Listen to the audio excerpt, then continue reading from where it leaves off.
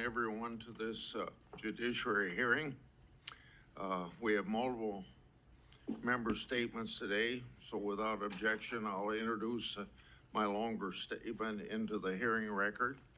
Today's hearing is about competency, corruption, and cover-up within the Biden administration. Simply put, the last administration was rudderless. From one crisis to another, the Biden administration failed and folded. The partisan media did their best to cover up those failures. Having discussed these issues with my colleagues, Senator Cornyn and Schmidt, who requested to lead this hearing, all of us agreed that this committee must discuss this important matter. An important part of this discussion involves the last administration's weaponization of law enforcement against Trump and his associates, which was done to try and win an election. That too, they tried to cover up. Since I became chairman of this committee, my investigative work has exposed how weaponization was done. Look at the FBI's Arctic Frost investigation, which ultimately became one of Jack Smith's cases against President Trump, based upon records that I've made public. The case's origin was anti-Trump FBI agent Tebow and his merry band of artisans and partisans. The records indicate that the opening of Arctic Frost was an intentionally designed vehicle by which the Biden administration would ultimately prosecute their primary political opponent, President Trump. Then I made emails public relating to the Biden administration's political investigation into Peter Navarro, Tebow, and his other anti-Trump agent, Walter Giardina, were also involved in that case. Whistleblowers have told me that Special Agent Giardina openly stated his desire to investigate Trump, even if it meant false predication. Whistleblowers have also told me that Jack Smith's deputy, J.P. Cooney, wanted to open more cases on Trump. He allegedly justified using compulsory process to obtain more information merely based upon partisan news outlets. And guess who was also allegedly involved in those communications?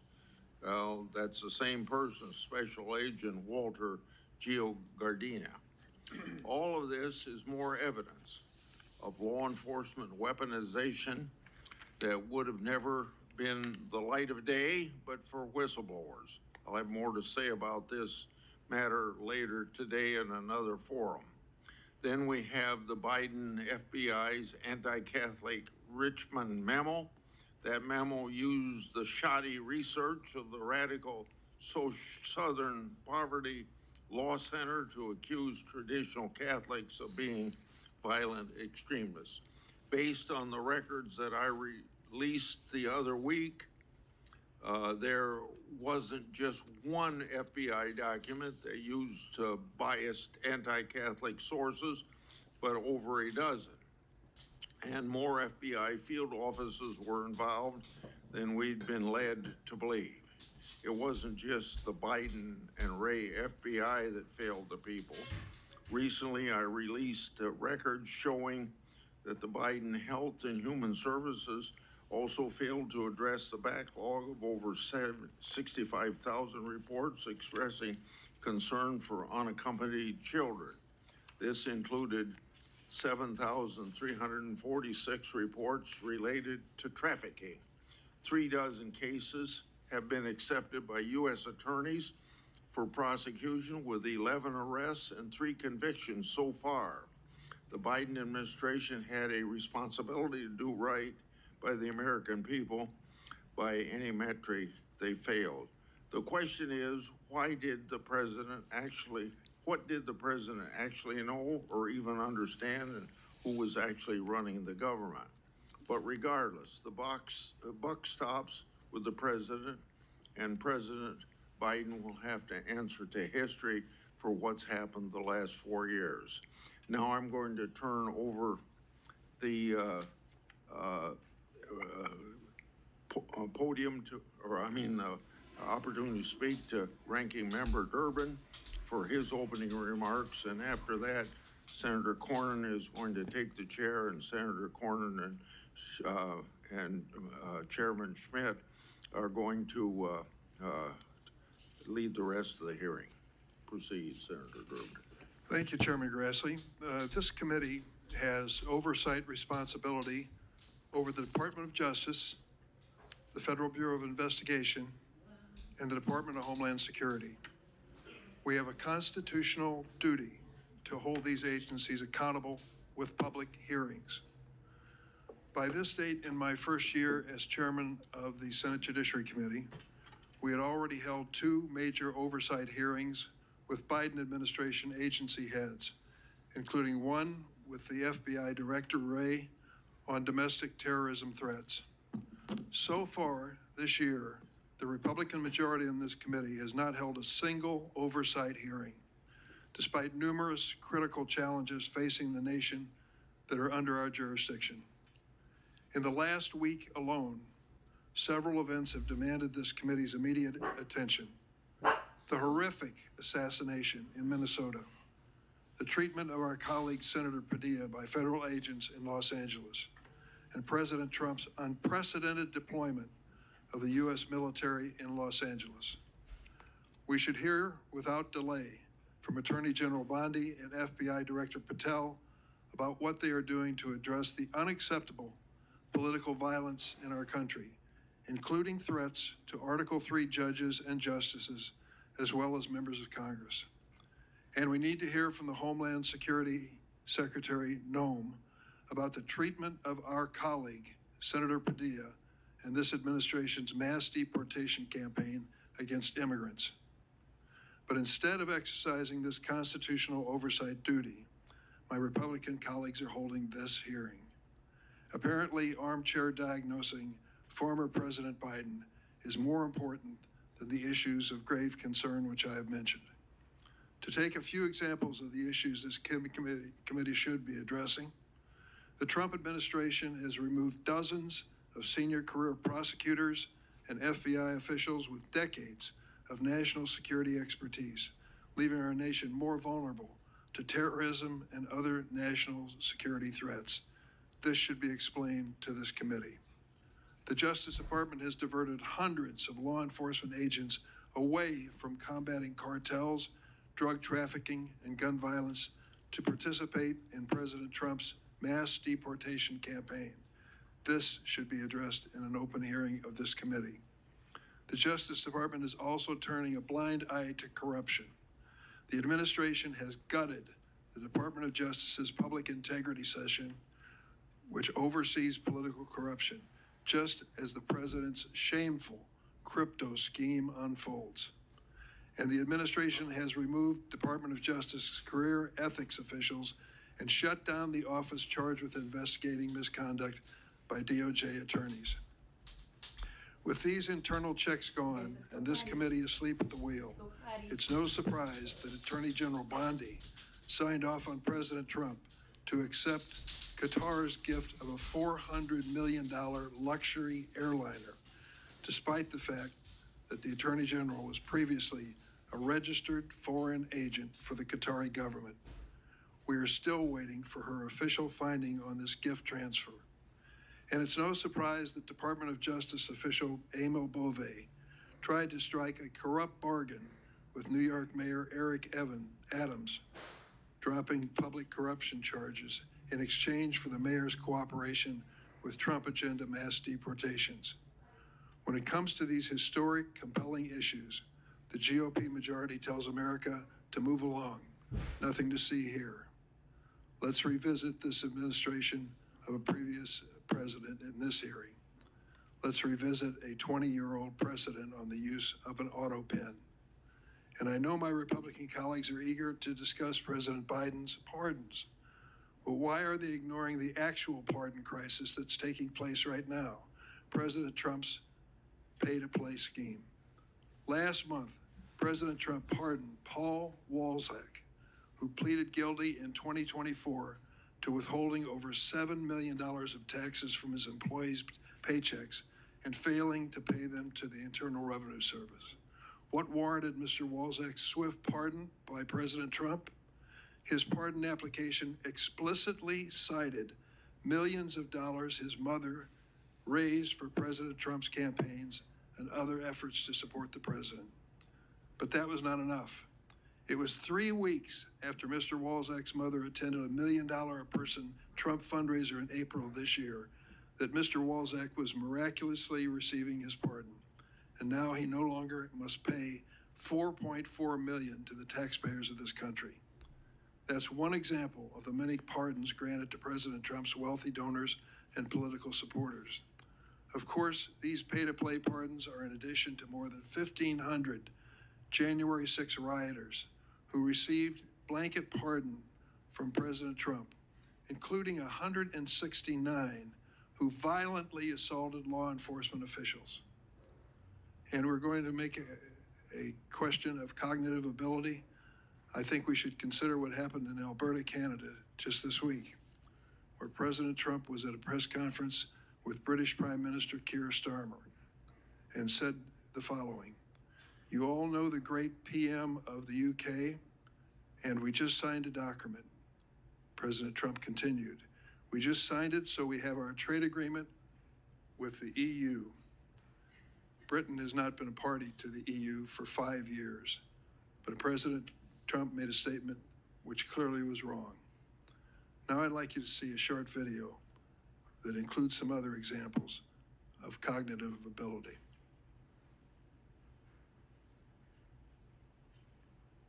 Don't you need to uphold the Constitution of the United States as I president? don't know. The windmills are driving the whales crazy, obviously. I have concepts of a plan. They're eating the dogs, the people that came in. They're eating the cats. They're eating the... I know about magnets is this. Give me a glass of water. Let me drop it on the magnets. That's the end of the magnet. The kidney has a very special place in the heart. Right, and then I see the disinfectant where it knocks it out in a minute, 1 minute. And is there a way we can do something like that by injection inside or almost a cleaning? This is a tough hurricane, one of the wettest we've ever seen from the standpoint of water. When you ran out the healthy arms, you ran out of really healthy. They had great arms, but they ran out. It's called sports. It's called baseball in particular. Can't understand a word he's saying. Did you just see Maduro, Venezuela? It's unbelievable. Well, I don't know about it. I mean, obviously, I'm not involved. He wants to know why the proclamation was signed in the dark. I don't know when it was signed because I didn't sign it. Other people handled it. Do any of these statements raise a question of cognitive ability? You be the judge. If my colleagues are truly interested in issues of presidential succession and disability under the 25th Amendment, I would suggest they embark on this constitutional journey with a proposed amendment, not today's political adventure. I yield. Good morning. I want to thank Chairman Grassley for convening this hearing and my colleague, Senator Schmidt from Missouri, for co-chairing this with me as we examine the constitutional crisis posed by the cover-up of President Biden's cognitive decline. The U.S. Constitution provides, as we all know, for 3 co-equal branches. Today, we're concerned about the chief executive, the President of the United States. As we know, the chief executive, the head of the executive branch, enforces the laws, appoints high-ranking officials, serves as commander-in-chief of our armed forces, can issue pardons, and can veto and advocate for legislation. But what are we to do when the president is incapable of performing these duties? Last June, the American public saw with their own eyes what many knew to be true, but would not dare to admit publicly. Our sitting commander-in-chief was suffering from severe cognitive decline, as evident by this video, which I will now show.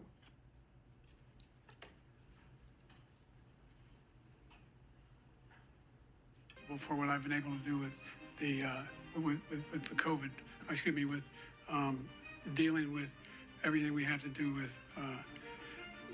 Look, if we finally beat Medicare, wants to get away with get rid of the ability of Medicare for us to be able to negotiate. As we now know, there was a conspiracy to hide the president's true condition by his family, by his staff, by the media, and many elected officials. Jake Tapper and Alex Thompson, who co-authored a book entitled Original Sin. That book amounted to a mea culpa by the mainstream media, but they summed up the problem when they wrote this. Quote, what the world saw at Joe Biden's one and only 2024 debate was not an anomaly. It was not a cold. It was not someone who was under or over prepared. It was not someone who was just a little tired. It was the natural result of an 81-year-old man whose capabilities had been diminishing for years.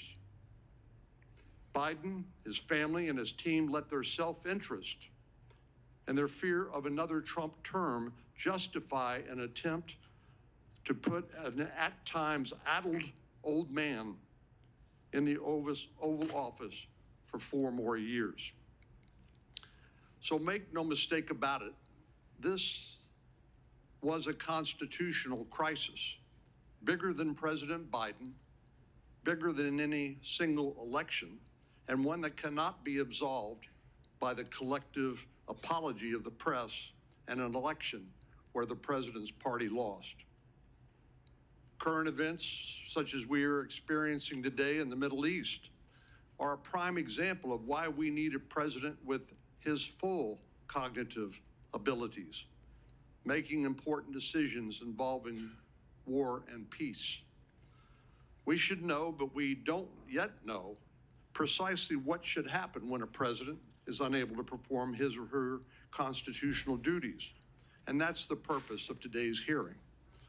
There are many unanswered questions from this scandal, questions that the authors of Original Sin failed to address in their book, questions that are foundational to the proper functioning of our government.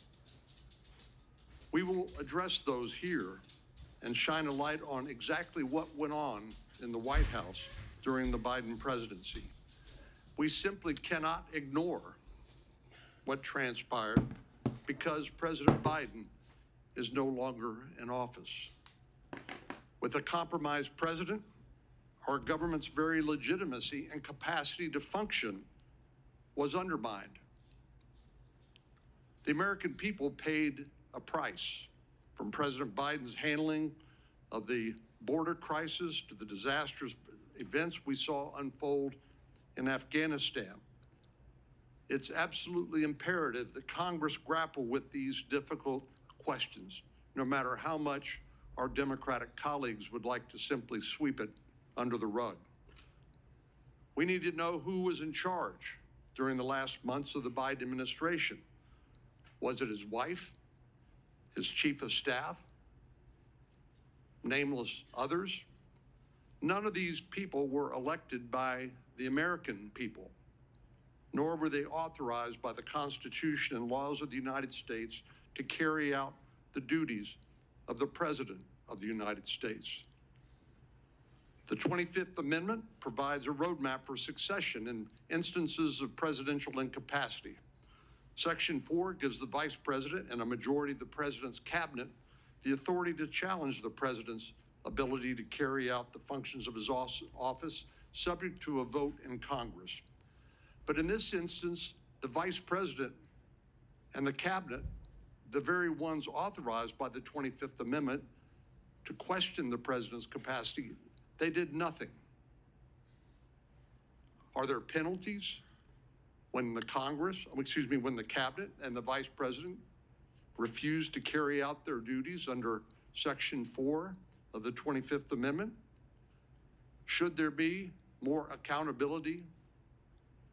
The framers of this amendment acknowledged that the execution of that amendment would depend on the good faith of the cabinet and the vice president. But Biden's cabinet and the vice president did not act in good faith. They acted in their political and personal self-interest. This is the great paradox of self-government. Many of the rules, traditions, and institutions that sustain our republic are self-enforcing. The health and legitimacy of our democratic republic rests on the character of the men and women who serve in government. As a government, it is imperative that we have clear contingency plans when emergency strikes. And yes, it is an emergency when we have a sitting president who's unable to discharge the duties of that office. The concerns raised by this incident stretch far beyond the bounds of partisan politics. I will note that few of my Democratic colleagues are here today. Thank you to Senator Welch from Vermont for being here, leaving us with no other option than to take the boycotting of this hearing as an admission of guilt for their role in this crisis. We must not turn away from the search for answers, and it is not an overstatement to say that the future of our country could one day hinge on how we choose to act or not act on this very issue. I look forward to hearing from our witnesses this morning as we examine the difficult but necessary questions that must be answered from this monumental scandal. I yield to my colleague from Missouri, Senator Schmidt, who will now co-chair the hearing. Thank you. I do want to begin by expressing my sincere gratitude to Chairman Grassley for granting me the privilege of co-chairing this committee with my esteemed colleague, Senator Cornyn. The title of the hearing, Unfit to Serve, captures a sobering and undeniable truth. President Biden was mentally unfit to carry out the responsibilities of the most powerful office in the world. Given his mental incapacity, the American people deserve to know who was running the country the last 4 years. Today, as we seek to answer this question, it is deeply disappointing but not surprising that most Democrats on this committee have chosen to all but boycott the hearing and have failed to call a single witness. They have chosen to ignore this issue like they ignored President Biden's decline. Their absence speaks volumes, an implicit admission that the truth is too inconvenient to face. By refusing to engage in this critical examination, they abdicate their responsibility to the American people. This de facto boycott is not just a refusal to participate, it's a refusal to serve the American people who deserve answers about who is truly leading their government.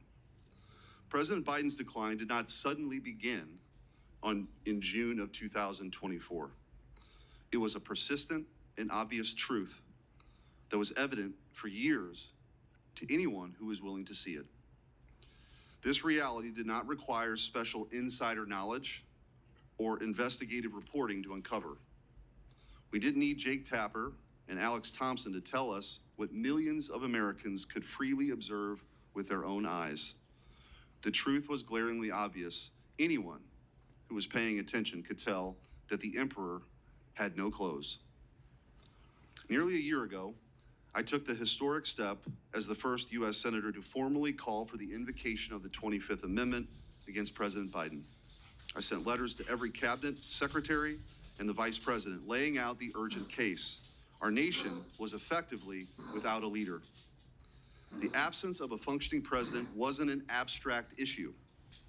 It inflicted severe consequences on our nation, consequences that touched every aspect of American life. On border policy, our nation's borders were handed over to the radical left-wing element of the administration, throwing open our borders to 15 million illegal aliens, an unprecedented immigration crisis that pulled our nation into chaos. On foreign policy, Haphazard and reckless decisions placed our warfighters in jeopardy, escalated conflicts around the globe, and led to a catastrophic humiliation on the world stage that claimed the lives of 13 American soldiers, including one Missourian, during the disastrous withdrawal from Kabul. On the economy, rampant inflation drove up the cost of life's essentials, making them unaffordable to countless hardworking families. In the realm of culture, the regime censored free speech, closed down churches, targeted traditional Catholics and parents at school board meetings, and let an unelected class of left-wing radicals degrade, attack, and lie about our history and our heritage. A poisonous anti-Western, anti-American ideology that had once been confined to elite university classrooms suddenly became the official White House policy. All of this was done not in isolation. It was sustained, defended, and covered for by an alliance of elite institutions, from the media to the so-called expert class to big tech to the federal bureaucracy itself. When we speak of collusion among elites, or the so-called deep state, we're accused of being conspiracy theorists. But this was no theory. It was plain and overt, out in the open for everyone to see. For 4 years, we had a president who could barely string together coherent sentences after 6 p.m. Yet, this glaring fact went unreported, undiscussed, and unaddressed. Why? Because the Democrat Party, corporate media, federal bureaucracy, and big tech companies collaborated to conceal the truth from the American people, not out of ignorance, but because it advanced their own interests. In the absence of a functioning president, chaos took hold. An empty vessel occupying the Oval Office becomes a puppet for those surrounding him. Many elected officials, including some in this chamber, have used auto pens, a mechanical device that replicates a signature. There's nothing inherently wrong with that, so long as we are the ones actually making the decisions. But under President Biden, the auto pen became a troubling symbol, a symbol of an absentee president and an executive branch directed by nameless, faceless aides that no one outside of Washington, D.C. had ever heard of and no one ever voted for. It was the auto pen presidency, a government run by committee rather than a leader chosen by the American people. By contrast, love him or hate him, we all know President Trump is in command of his presidency, and he is the one calling the shots. It is plain as day that President Trump is actively making the decisions, whether announced via Truth Social or signature. Under President Biden, that transparency and certainty evaporated. We cannot confidently say that the decisions bearing his signature were the will of the president or his Politburo. That goes doubly for his social media posts, including his decision to drop out of the 2024 presidential election. We did not know if it was his decision or posted on his behalf after a palace coup because President Biden was mentally unfit to serve. The corporate media played an indispensable role in this cover-up, systematically suppressing discussion of President Biden's condition. As we will demonstrate in the video evidence presented today, dissenting voices were silenced, and the truth was buried. It was not a passive oversight. It was deliberate. It was a deliberate campaign to shield a narrative that protected the interests of the most powerful. Even members of this very committee, some of whom served alongside then Senator Biden when he chaired this very committee, defended his mental acuity for years. Now Jake Tapper and Alex Thompson offer a convenient narrative to absolve everyone involved. The media lacked access, the family was overtly protective, the cabinet was incompetent, and Robert Hur said the president was merely a well-meaning man in aviators who liked ice cream. It is the tired, evasive refrain of the politician caught in a lie. Mistakes were made. Yes, mistakes were made, and every participant in the cover-up, from the media to the cabinet, is jointly and severally liable for what may very well be the greatest deception in our nation's history. Even their apologies today are framed in a way that absolve them from responsibility for this crime against the American people. They apologize for having missed the story. They didn't miss anything. They actively chose to ignore or run cover for the people in power. The Biden cabinet rarely met, and some members, like former Secretary of Transportation Pete Buttigieg, deliberately distance themselves from the president to maintain plausible deniability. Even members of this committee were part of the Great Deception. The Monday after Biden announced he would not seek re-election, one member called the idea of invoking the 25th Amendment outrageous, insisting the debate performance does not reflect who he is or his capacity to govern as President of the United States. Another member repeatedly vouched for Biden's fitness, declaring, Joe Biden is fit, capable, and ready to serve another term. And later, this is a man who is sharp, who is on top of his game, who knows what's going on. Yet another, during the 2020 Democrat presidential primary, alluded to Biden's decline, but quickly retracted his remarks when it became politically expedient. After the debate, yet another member praised Biden's strong delivery of remarks to NATO as evidence of his capacity to lead. The purpose of this hearing is not to interrogate Biden officials or partisan reporters, though they should be held accountable. Instead, our focus is to identify and rectify the systemic weaknesses that allowed this situation to fester unchecked. Our distinguished witnesses, experts in White House transparency, operational procedures, and executive power will assist us in diagnosing these flaws. While the House and Senate pursue fact-finding missions to hold these responsible to account, our mission here is to chart a path forward. We cannot allow another weekend at Biden's presidency with its glaring national security vulnerabilities papered over by an auto pen. The DC establishment might argue that the governance of a shadowy, unelected figures is a legitimate substitution for a functioning president. It is not. The American people cast their vote for a president, not a faceless apparatus. Article 2 of the Constitution vests immense authority in the President of the United States, a single individual. With that extraordinary power comes equally profound responsibility. At the Constitutional Convention, our founding fathers debated giving the president the title of Defender of the Rights of the American People. The security and well-being of the American people and their rights must take precedent over personal ambition.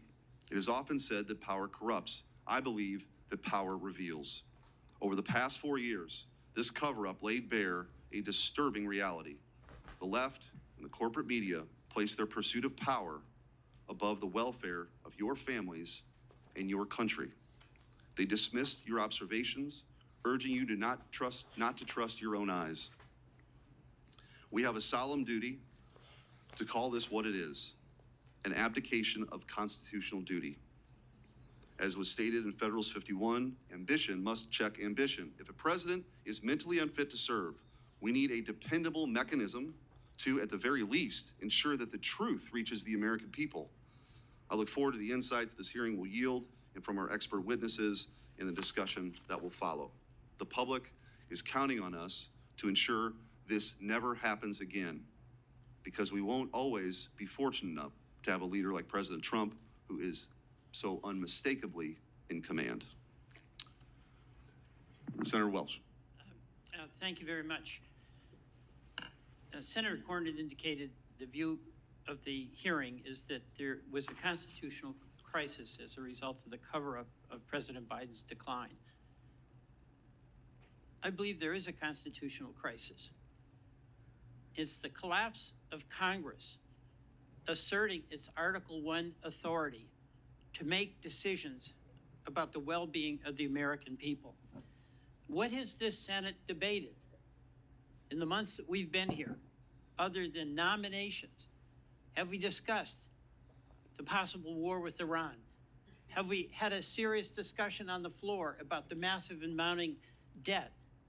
Have we had any discussion about the abdication of congressional spending authority by the impoundment actions of an administration? Have we had a discussion about climate change that is causing havoc throughout the world? What we've done is gone to the floor and haven't debated. We've gone to the floor and voted on nominations.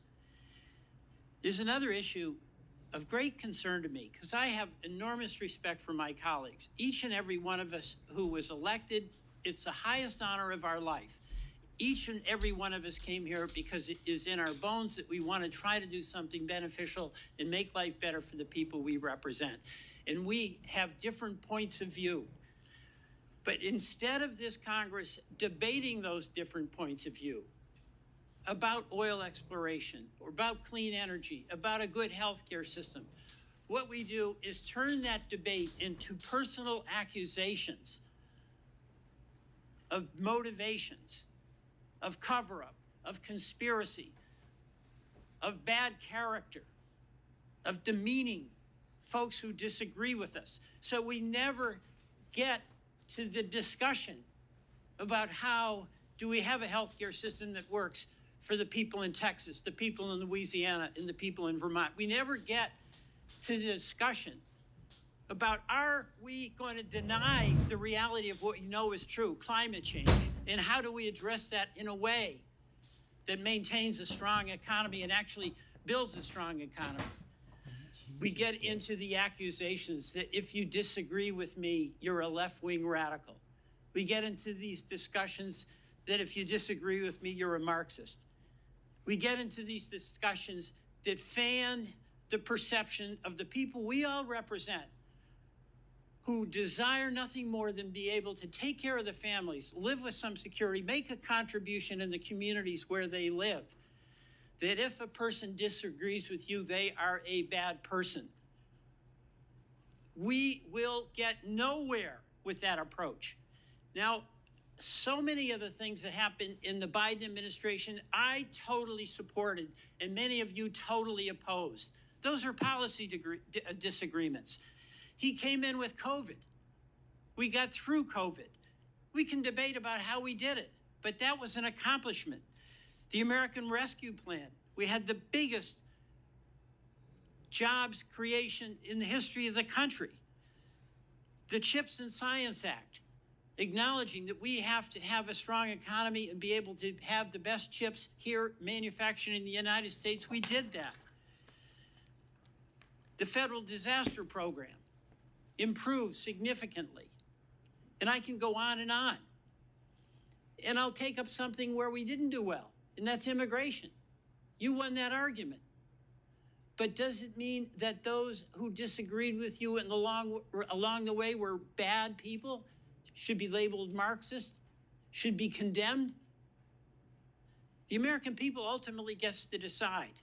But to the extent that we have a responsibility that we share, Republicans and Democrats, whichever side of the issue you're on, is to debate the issue and not debase the people who are in the debate. That's what I see as the crisis that we're facing in this Congress. Our refusal to engage in the serious discussion about the issues that are having such an impact on the people we represent. And I'm going to tell you what I think is a cover-up. I think this big, beautiful bill done by reconciliation, whereby decision of the majority, not a single member of the minority who represent half of the citizens of this country can even be in the room when the terms and the policies are being debated. We are not there. That is what I call a cover-up, because our responsibility to the people we all represent is to debate health care, is to debate our budget, is to debate about the debt that we're going to be leaving future generations.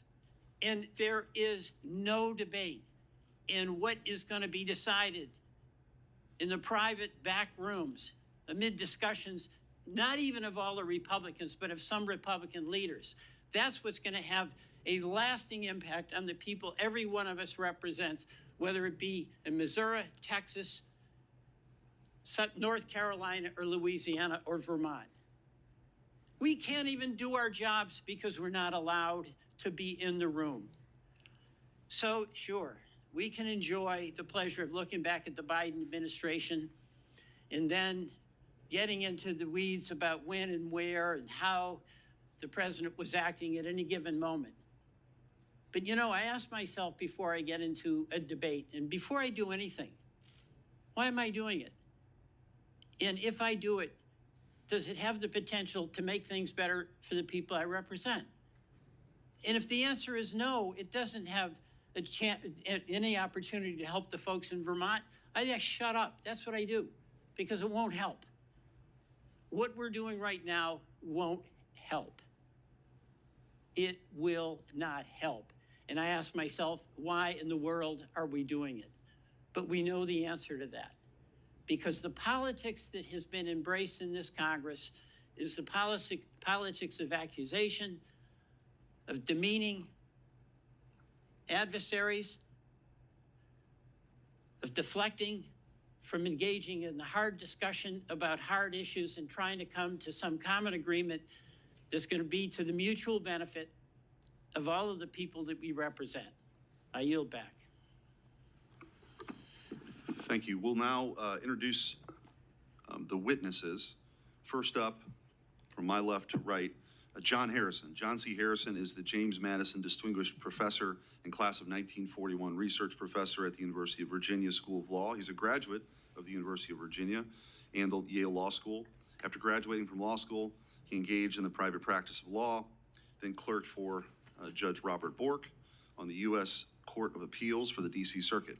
From 1983 to 1993, he worked at the U.S. Department of Justice, including as Deputy Assistant Attorney General in the Office of Legal Counsel. He joined the law faculty at the University of Virginia in 1993. In 2008, he was on leave from the law school to serve as counselor on international law and legal advisor to the United States Department of State. His principal academic fields are structural constitutional law, administrative law, federal courts, and constitutional history. Skipping over the empty seat to Theo Wald. Theo Wald is a visiting fellow for law and technology policy at the Heritage Foundation. Wald is the former Solicitor General of Idaho. Previously, Wald served as the acting assistant attorney general in the Office of Legal Policy at the Department of Justice and deputy assistant to the president for domestic policy under President Donald Trump. Wald clerked at the U.S. Court of Appeals for the District of Columbia Circuit for Judge Janice Rogers Brown and the U.S. District Court for the District of Puerto Rico for Judge Jose Fuste. Wald is an intelligence officer in the United States Air Force. Wald holds degrees from Georgetown University, where he studied government and English, and from the University of St. Andrews, where he studied English literature, and a JD from the University of Notre Dame. Mr. Wald and his wife have 5 children and live in Boise, Idaho. Sean Spicer. Mr. Spicer served as the 30th White House press secretary, is the author of 4 best-selling books, and the host of the Sean Spicer Show. Mr. Spicer previously served as communications director and chief strategist of the Republican National Committee and worked for several members of Congress. He currently serves on the board of visitors of the U.S. Naval Academy, holds master's degrees from the U.S. Navy War College, and is in his 26th year of service in the U.S. Navy. Mr. Spicer is a native of Rhode Island and resides in Virginia. It is the tradition of this committee that all witnesses will be sworn in. If you'd please rise, I'll swear you in now. Raise your right hand. Do you swear that the testimony you're about to give before this committee will be the truth, the whole truth, and nothing but the truth, so help you God?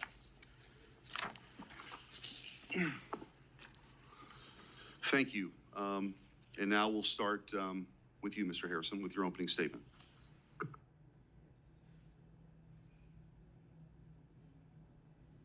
Sure, Mike there, thank you. Thank you, Senator Smith, Senator Cornyn. The committee has asked me to discuss Congress's power to regulate the process by which the president's signature is affixed to a document other than a bimanual signature, that is to say the use of an auto pen or similar technology. I have 4 points to make. The first is that the Constitution and the laws generally, when they require that the president act by signing a document, do not require that the president manually sign the document. The Justice Department's Office of Legal Counsel wrote an opinion on that subject in 2005, which is quite extensive, and I find it persuasive. The concept of signature is signing a document is more general than, like a lot of concepts, more general than its central application. The central application is manual signature, but that's not the only way by which someone can sign a document. Someone can also sign a document by indicating that the person signing the document has decided that that person's signature should be affixed to the document by some process other than manual signature. The second point is that as a general matter, Congress has power to carry into execution the constitutional powers of the other branches of government. The last power that is conferred on Congress by Article 1, Section 8, is the end of what's called the necessary and proper clause, and it provides that Congress shall have power, I'll read the whole clause, to make all laws which will be necessary and proper for carrying into execution the foregoing powers, that's Congress's other powers there in Article 1, Section 8, and all other powers vested by this Constitution in the government of the United States or in any department or officer thereof. That's the last part. That's the part that's relevant here. It's sometimes called the horizontal necessary and proper clause because it operates horizontally among the three co-equal branches. Congress is the legislature. There are times when one of the other constitutional powers can use support that can be given only by the force of law. And that is something that Congress can do with a horizontal and necessary and proper power. The next thing I'll say is there are some principles, I think, that should govern exercises of the horizontal necessary and proper power. The first is that it operate to support, to assist, to make cause to function better, the power that is being carried into execution, be it that of the president or that of the federal courts. The second is that in supporting the other powers, Congress not seek to exercise powers that are vested elsewhere, like the power to decide cases, like the president's power of pardon. And third, when Congress exercises that power, it should make sure not to put substantial burdens on the exercise of the other powers that it's seeking to support, powers that once again are vested elsewhere than in Congress by the Constitution. I think Congress can regularize the process by which the president's signature is affixed without his manual signature in a way that would be consistent with Congress's horizontal necessary and proper power. In particular, Congress can require that when the president indicates that his signature is to be affixed to a document without manual signature, that that decision by the president be documented and some individual record that the president has made that decision and that be made part of the public record, say by being published in the Federal Register or the weekly compilation of presidential documents. A statute like that would carry the president's power into execution because making sure that the president really has made a decision and that it wasn't made by someone else with the president's auto pen is a way to make sure that the power is properly exercised, that is, by the president. As long as a statute like that is completely neutral, applies the same way to all presidential decisions, it shouldn't raise any problem of Congress trying to control the president's authority. Again, constitutional powers are vested in the other branches and supported by Congress under the horizontal necessary and proper power. And third, a requirement of documentation. Well, the White House does a lot of documents. The requirement of documentation would not place a substantial additional burden on the president and the processes by which the president acts. And I would suggest that if the committee consider legislation along these lines, that it inquire into the paper flow process currently used in the White House so that any statute Congress enacts will make that process work better rather than burdening it, making it not work as well. Thank you. Thank you. Mr. Walt. Senator Cornyn, Senator Schmidt, members of the committee, thank you for the opportunity to testify this morning about how the cover-up of President Biden's mental decline endangered America's national security and undermined the Constitution. The U.S. Constitution vests executive power in a single person, the president. At the founding, the president exercised the executive power through only a small group of trusted advisors and personnel. In fact, President Washington had a 4-member cabinet. Today, the president directs a Leviathan executive branch with 15 cabinet departments and at least 4 million full-time executive branch employees. The executive branch proliferation has a single source of democratic legitimacy, that by order of U.S. Constitution's Article 2, the president is both elected by the American people and vested with the executive power, all of it. Traditionally, the president takes positive actions and authenticates those actions through his signature. His signature is required for the most significant actions he may undertake: to sign an executive order, to take any action invested in him by the Constitution, as in granting a pardon, and to take the most important action of all, to sign a bill into law. In all these cases, the president's signature is itself the protection of democratic principle. When the president signs, he communicates his assent and endorsement of the action he takes. The auto pen is a device that signs the president's signature to a document. The Oversight Project, of which I am a board member, has discovered that the Biden White House deployed an auto pen to affix President Biden's signature to pardons, prison commutations, executive orders, and presidential proclamations. The Oversight Project's research has found that the Biden White House first deployed the auto pen to affix President Biden's signature to a proclamation on day 5 of his administration, and that there were at least 3 different auto pen signatures in use throughout President Biden's tenure in the White House. In June 2022, the Biden White House began deploying the auto pen to sign clemency warrants and executive orders. Auto pen use skyrocketed from there. We found that of the 51 clemency warrants issued during the Biden presidency, over half, 32 in total, were signed with an auto pen. And these include some of the most controversial acts of clemency of the Biden presidency, including death row commutations and the preemptive pardons of members of the Biden family, Dr. Anthony Fauci, General Mark Milley, and more that were issued in the final days of the Biden presidency. We reviewed President Biden's schedule in his publicly available media and were unable to find any record of President Biden's personally approving these actions, such as a statement issued by the president himself to reporters.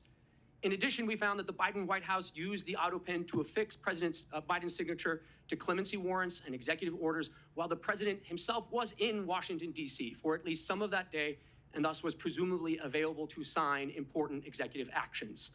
Finally, we found multiple days where President Biden wet-signed a bill into law, but used an auto pen to issue an executive order or for other important executive actions.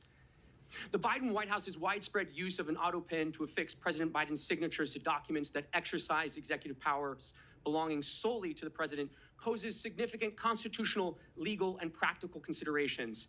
Once the president's signature is copied and loaded into the auto pen, the machine can sign documents as the president himself would.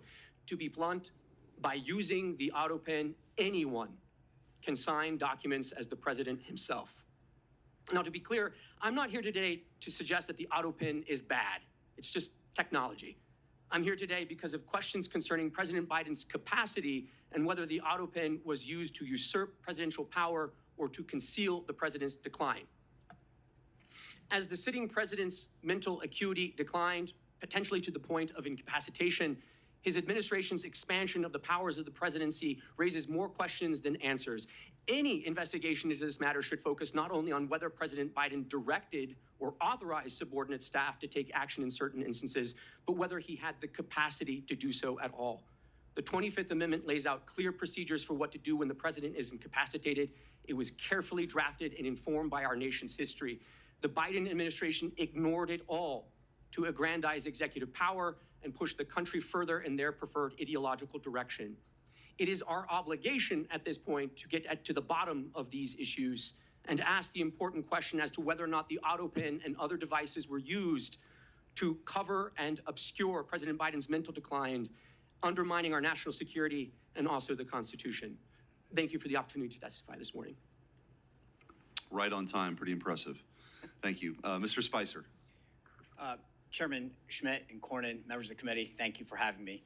I was asked to share my experience as a senior White House staffer with respect to the interactions that I and other senior staff had with President Trump during his first term. During my tenure as press secretary, I interacted with the president multiple times every day. Most days I would talk to him by phone or in person early in the morning and then multiple times throughout the day, including weekends.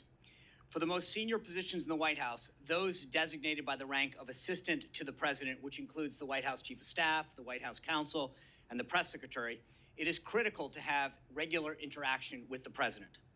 The position of press secretary especially demands this type of consistent and intentional communication. I or any other press secretary, regardless of administration, could not do the job effectively without regular communication with the president. It was my responsibility to have the most up-to-date understanding of President Trump's position on policy, personnel, and everything in between. Admittedly, I made a couple of rather high-profile mistakes during my tenure. You may have read some of them. But in all cases, those mistakes occurred when I wasn't connected with the president's thinking or position on a particular issue or policy. Coordinating and collaborating among even the most senior staff cannot replace direct communication with the president himself. In my position, I was very well acquainted with the president's work, his day-to-day responsibilities, and his fitness for office. I watched him serve with the strength and endurance of a man half his age. As you can see on almost a daily basis through events, statements, and social media posts, he's up early and ends his days very late.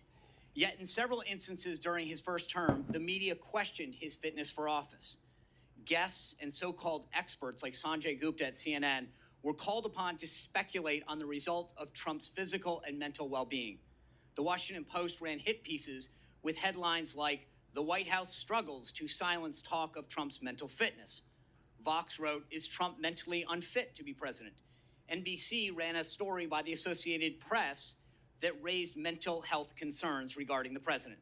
CNN's Brian Stelter questioned if members of the news media were, quote, tiptoeing around obvious questions about President Trump's instability.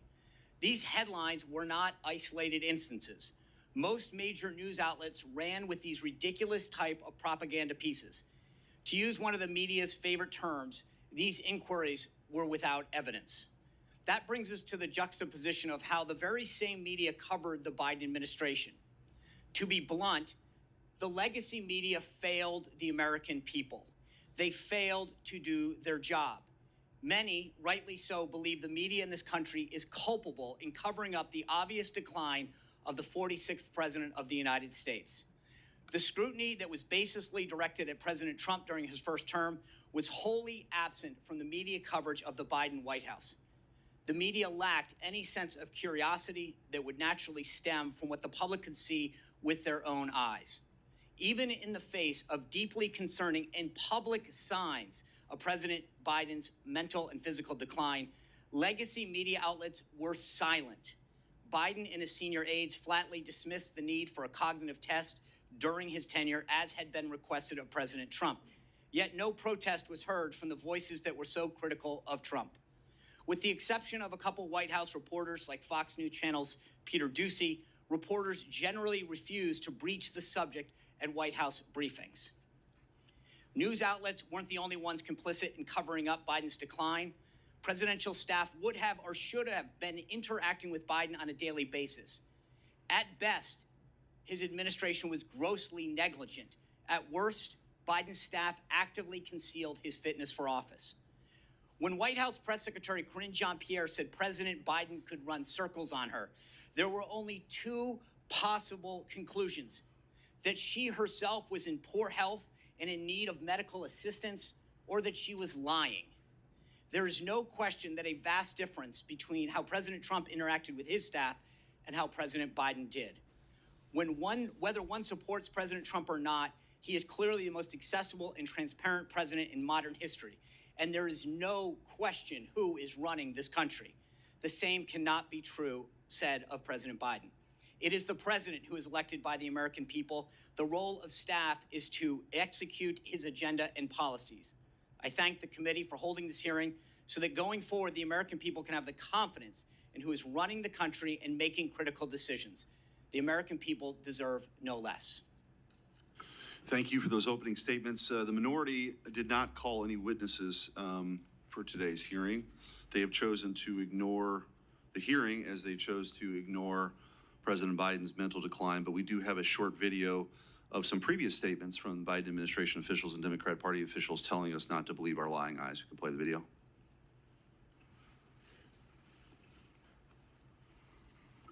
Does the president have the stamina, physically and mentally, do you think, to continue on even after 2024? Don, you're asking me this question. Oh my gosh, he's the president of the United States. You know, I can't even keep up with it. The most difficult part about a meeting with President Biden is preparing for it, because he is sharp, intensely probing, and detail-oriented and focused. I can testify because I've been working very closely with this president for the past 2 years. I've been knowing him for 30 years. And I'm telling you, this guy's tough. He's smart. He's on his game. Joe Biden has vision. He has knowledge. He has a strategic thinker. The president is focused. He's detail-oriented. He's always thinking about the big picture. He is engaging. He is capable. He has an incredible record as president. And I'm often with him on foreign trips. He's at the top of his game. So he has a vision, he has knowledge, he has judgment, he has a strategic thinking. I met with the president, I don't know, 5 or 6 weeks ago, and he seemed fine to me. I have complete confidence in the president. I have watched him expertly guide meetings of staff and cabinet members. I could not have more confidence in the president. I would just tell you that I meet frequently with the president, and every single time I meet with him, he is just fine. But he is, again, knowledgeable, wise. Incredibly sharp, incredibly probing, incredible command of the details. He is sharp. He is on top of things. There is nothing to these challenges, these suggestions that somehow he's not sharp and he's not capable. We see Joe Biden up close. We know how attuned he is to the issue. And you're going to see how smart he is and the experience he has. I say his age is an asset. Aha! He's wise. Yes, he's wise. He has wisdom. He has experience. And his experience, because of his age and his wisdom, has been invaluable to this country. A lot of countries, people who've been in office a longer period of time are praised for their wisdom. I have seen a lot of 72-year-olds not as capable as this 80-year-old. It is hard for us to keep up with this president. His mental acuity is great. It's fine. It's as good as it's been over the years. He's fine. All this right-wing propaganda that his mental acuity has declined is wrong. And this kind of sense that he's not ready for this job is just a bucket of BS that's so deep, your boots will get stuck in. Yeah. Okay. Professor Harrison, I do want to ask a couple questions. I just want you to presume for a moment that that a pardon was issued under President Biden's auto pen signature, but issued without his direction. It comes to light that that he actually didn't direct it. A member of his staff used the auto pen for a pardon. What recourse is available under those circumstances? Well, Senator, I think there would be two questions. The first has to do with whether, and I can't answer it other than to identify the question, which is to say sometimes documents that are properly authenticated are treated as having been validly issued even when they're not. That can happen. There are legal rules that produce that result, and I don't think there is such a rule about a pardon, but I would have to inquire into that again because there are such rules. The other thing I'd say is that for a pardon particularly, the only situation I can think of that clearly would bring into question whether the pardon was valid, which was the first question, was if the government sought to prosecute someone and the person who purportedly received the pardon offered the pardon as a defense, then the government might say that no, the pardon was invalid and therefore you weren't pardoned, you're still subject to prosecution. There might be some other way for a question like that about a pardon to come up. I can't think of another, but that's the one I can think of. So from your perspective, let's just say that if there isn't any other legal recourse other than the one that you sort of brought up, what advice would you give to this committee or this Congress or this Senate to address that? What remedies could the legislative branch enact? It's hard to think of anything Congress can do ex post. That's why I do think that it would be advisable ex ante to improve the process of authentication and make it more clear that documents that are signed by AutoPen really do reflect a decision by the president. That done in advance will make whatever the authentication system is more reliable. Mr. Wald, given sort of the role that you played in trying to provide more transparency of what happened during the 4 years under Joe Biden, who was running the country under Joe Biden? Let's just take the last 2 years. It's a great question, Senator, and at some level, I'm not the right witness for this hearing. There should be members of the media here, maybe some of your Senate colleagues who had known the president over the years and obviously had close proximity during the time of his administration and obviously his staff. I think, sort of align with your previous question, there is a real consideration here on authentication. And in my time in the first Trump White House, there was an exhaustive process to determine how paper flowed into the Oval and when the president had given his assent to a certain action. That was through, in fact, 2 different policy channels, the staff secretary, and then there was also an office, essentially of policy management, guiding the flow of documentation. If the Biden administration staffers and personnel wanted to put this to bed, they could very easily dispel all of this by saying, here are the documents that show the president assented to these actions. The Trump administration would have that. Previous administrations would have that. And if that's not there, then there is cause to improve the way that executive branch employees authenticate actions undertaken by the president. Yeah, I mean, the president actually performing the functions of president is kind of an important thing in our constitutional order. You had, kings used to affix their seal to show that this was an official declaration from the sovereign in this country. The sovereign are the people. They delegate, the authority to their elected representatives. And as you mentioned in your opening statement, there's only one person elected by everybody. So that signature, this is not just a small point, that signature issuing a pardon for someone who'd been convicted of a crime, or in the case of Joe Biden, these preemptive pardons, which are sort of unprecedented, is a big deal. And I think that's part of the reason why we're here today. Mr. Spicer, I wanted to ask you, you alluded to this, but the media, so desperate to make sure President Trump never got back into office. Of course, you saw the lawfare that took place, but then, of course, this narrative that Joe Biden was fine, don't believe your lying eyes, and told that they couldn't deny it anymore based on the debate. Could you just kind of compare that to your experience when you were, press secretary for President Trump, to sort of the inquiries that were made daily about his mental acuity versus the inability to do that during the 4 years under Joe Biden? Well, Senator, in many cases, there was no inquiry. They would just run with a story, having guests on that would question his physical or mental acuity, speculate on it, bring guests on that would speculate it. We would often then push back on those kind of stories.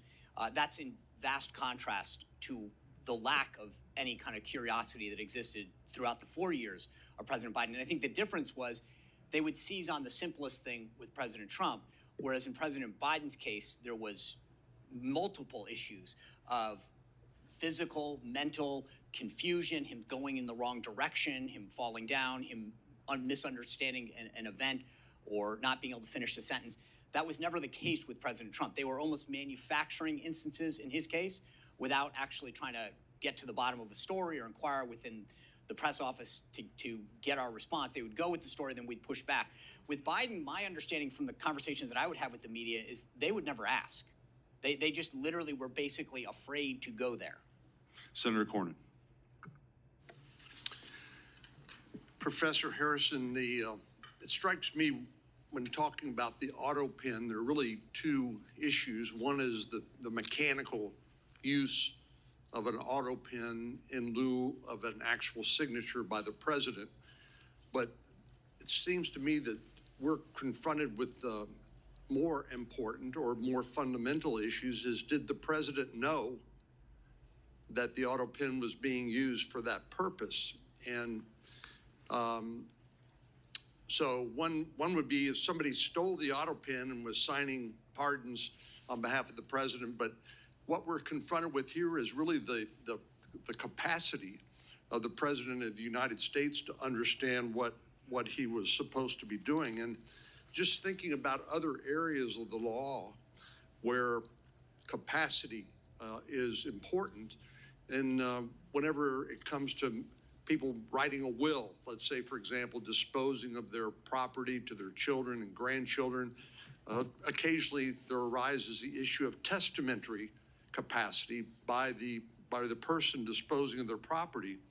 And generally speaking, to have testamentary capacity, that person must understand they're signing a will, they comprehend the nature and the extent of their property, they recognize their relationships with potential beneficiaries, and understand how the will disposes of their assets. So why can't we have a similar inquiry into the executive capacity, let's say, of the President of the United States to actually know what he or she is doing? Senator, you're absolutely right that question, whether the president or somebody else who holds official power has the legal capacity to exercise it, is distinct from authentication of documents. Authentication of documents is important, but capacity is another question.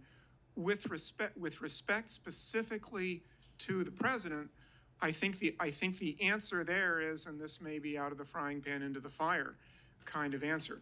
The answer there is Article 2 and then the 25th Amendment deal with the situation in which the president is unable to exercise his powers and duties.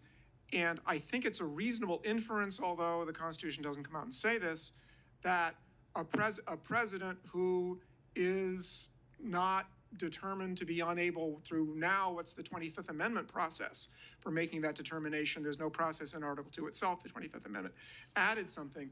A president who has not been, pursuant to the 25th Amendment, determined not to be able to exercise the powers and duties of the president is presumed to have capacity to do that. I say that not on the basis of any sort of, other than practice, that's the way it's been for a couple of hundred years, but I think that is a reasonable inference from the fact that the Constitution does make a provision about what happens when the president's unable, and the 25th Amendment then provides a process to determine by which the president's unable. Mr. Wald, following up on Professor Harrison's answer, the 25th Amendment requires actions by the vice president and a majority of the cabinet to declare the president incapacitated, incapable of carrying out his or her duties. But there doesn't appear to be any accountability or any remedy when they fail to act as they did in this case. Some have suggested that there may be potential crimes committed by members of the cabinet for failing to act, basically suborning perjury, forging government documents, impersonating a federal officer, making false statements, conspiracy to defraud the United States, obstruction of justice, wire or mail fraud. Those are all statutes, criminal statutes that are on the books. Do you think there's any application of any of those criminal statutes to the circumstances of the Biden presidency and his incapacity and the failure of those persons, only persons authorized to question that incapacity under the 25th Amendment, the failure on their part to act? Senator, there very well could be. I mean, obviously that would be a question for a prosecutor to take up in their discretion. I will say the 25th Amendment, it's a modern contrivance, but it still is consistent with American constitutional tradition, which it assumes that officers of the United States will act virtuously and morally. And the idea that members of the cabinet would go to the length of avoiding the Oval Office so as to abdicate their responsibility to verify the appropriateness of the president's acuity or the ability to authenticate actions taken by the president. If that's not a constitutional scandal, I mean, honestly, I don't know what would constitute such. So yeah, I mean, I think there could be the potential for crimes, but moreover, the 25th Amendment can only function in its procedural mechanisms if people are actually willing to call a spade a spade. Senator Britt. Thank you, and I really appreciate Senator Cornyn, Senator Schmidt calling this hearing. This is incredibly important. I mean, you look at what the administration did, you look at what the Democratic Party did, you look at what the legacy media did. It is absolutely inexcusable. It is not only dangerous, it's disgusting. And the American people deserve better. And the fact that we have none of my Democratic colleagues over here, that this entire dais is empty, that what they allowed to happen, that they are not interested in correcting it for the future is absolutely mind-blowing. And so when we're looking at what Joe Biden did while he was in office, you have a disastrous withdrawal from Afghanistan.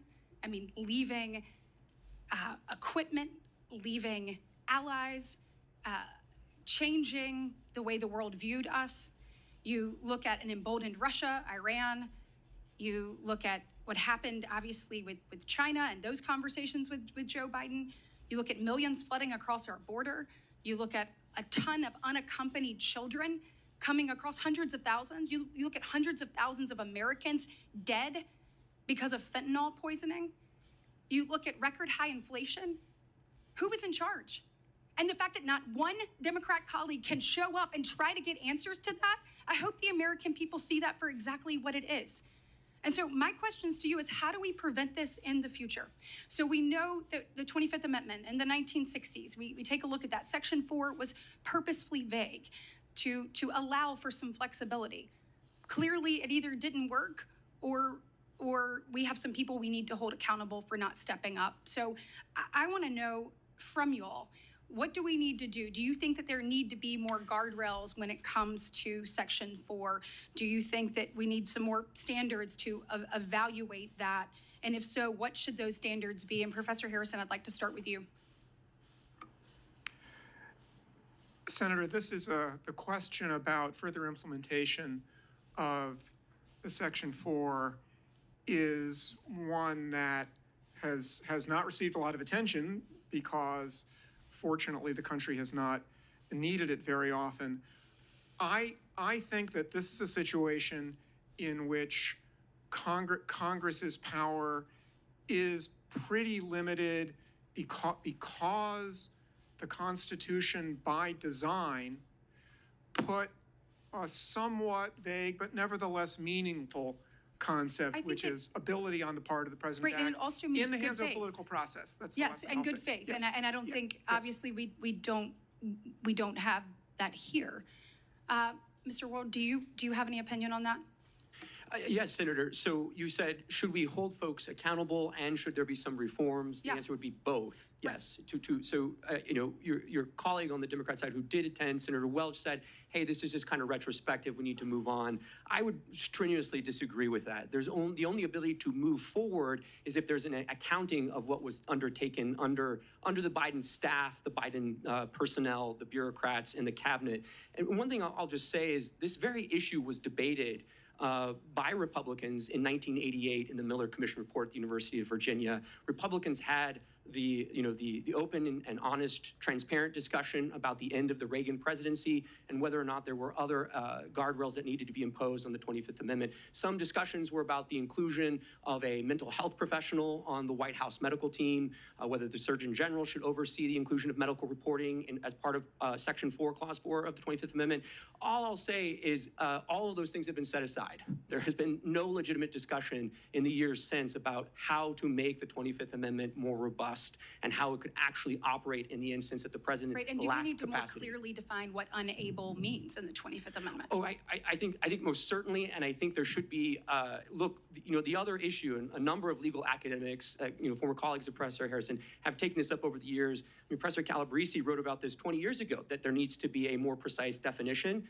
And there are lots of issues related to succession. There clearly does, because even from all of us from the outside, we're saying there is a problem. And the fact that we could get no one on the inside to actually take a look at what they already knew to exist and then be able to hold them accountable, we have to have other guardrails moving forward. And that is absolute. So we need to be talking today about what those guardrails are.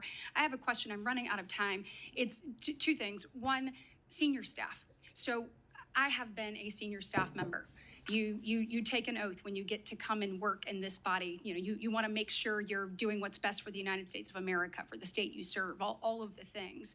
Is there any way to hold senior staff accountable for either helping to cover up and or moving people to the side? Because it is clear that there are people within this administration that saw that, and they should be sitting in front of us today answering the question of why they turned their back on America, because that's exactly what they did.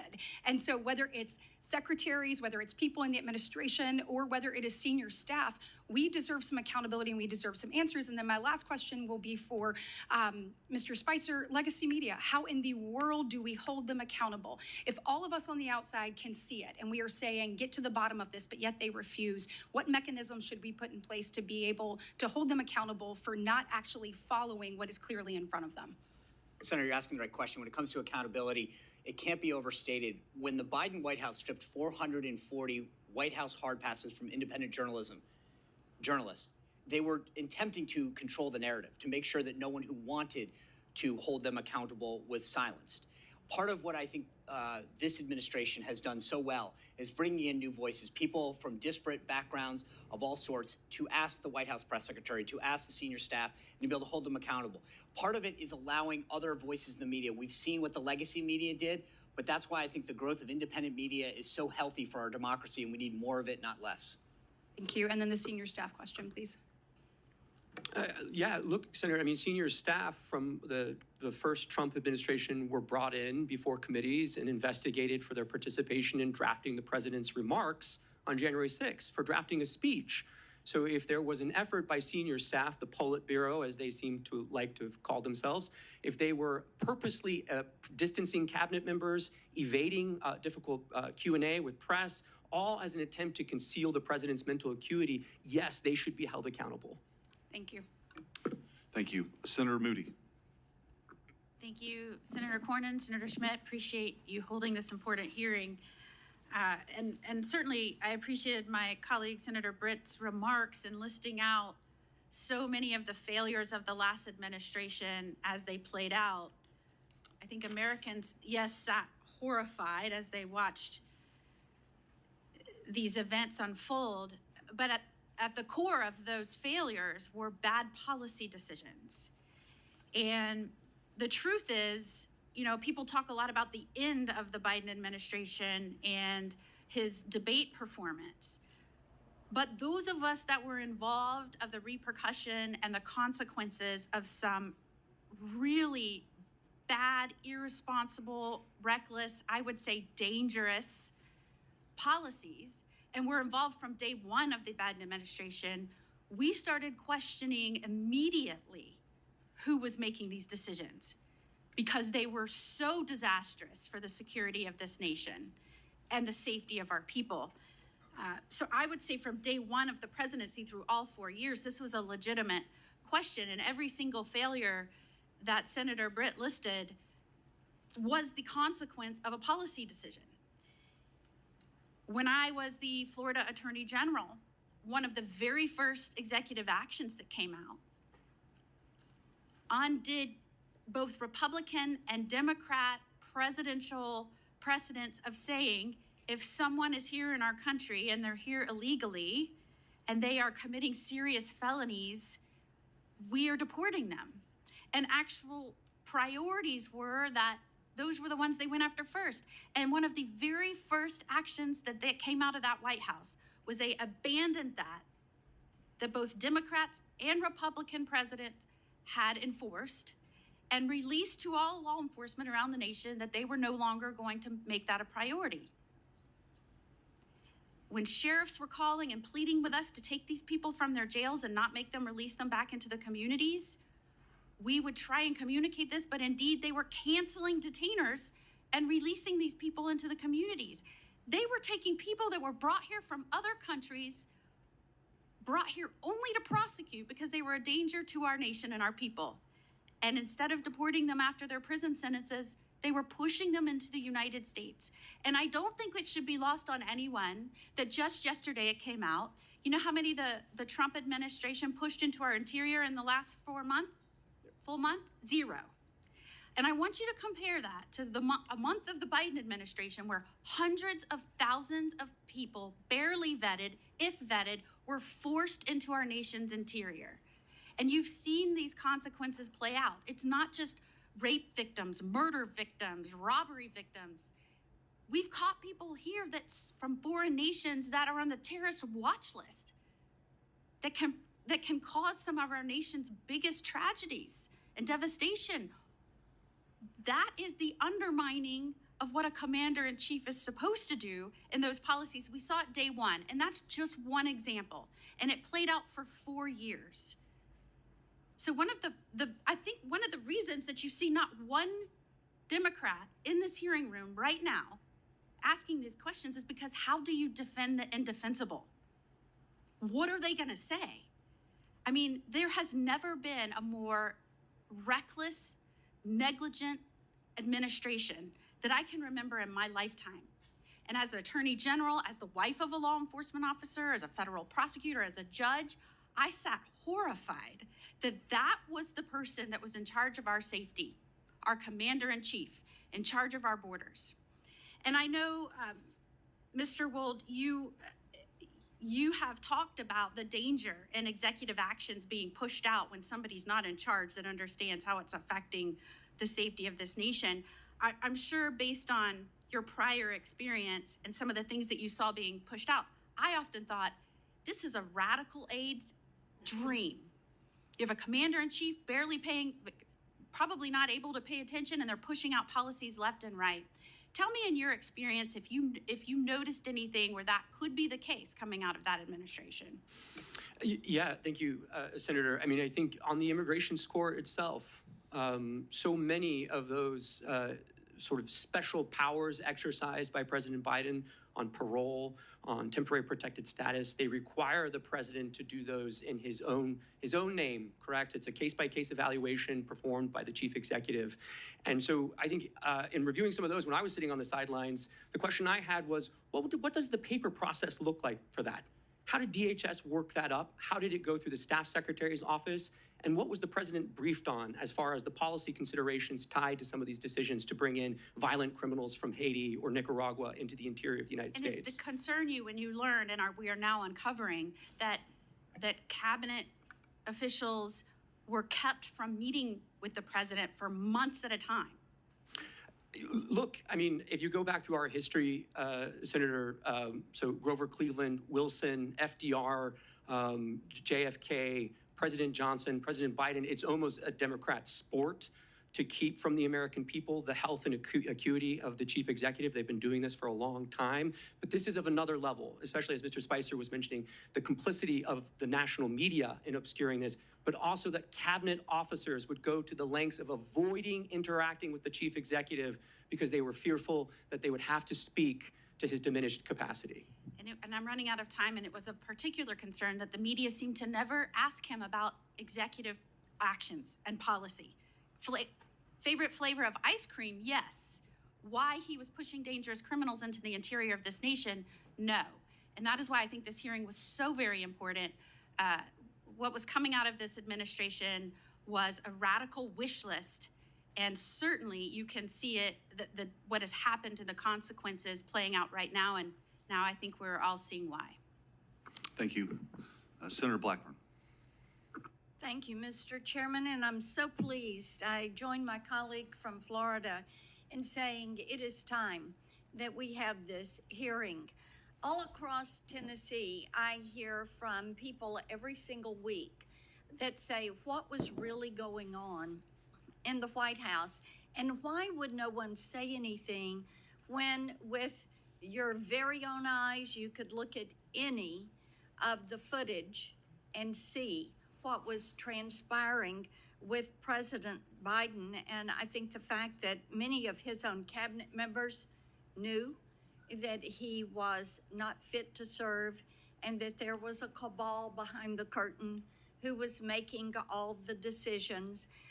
It is so offensive to the American people, and it's not something that is a partisan issue. As I talked with Democrats, many of them have lost faith in what they thought was going to be a very moderate Joe Biden administration, and it turned into be the far left Bernie Sanders version of the Democrat Party that was using the auto pen and making decisions and committing our great nation to policies that the American people did not support and would never have supported.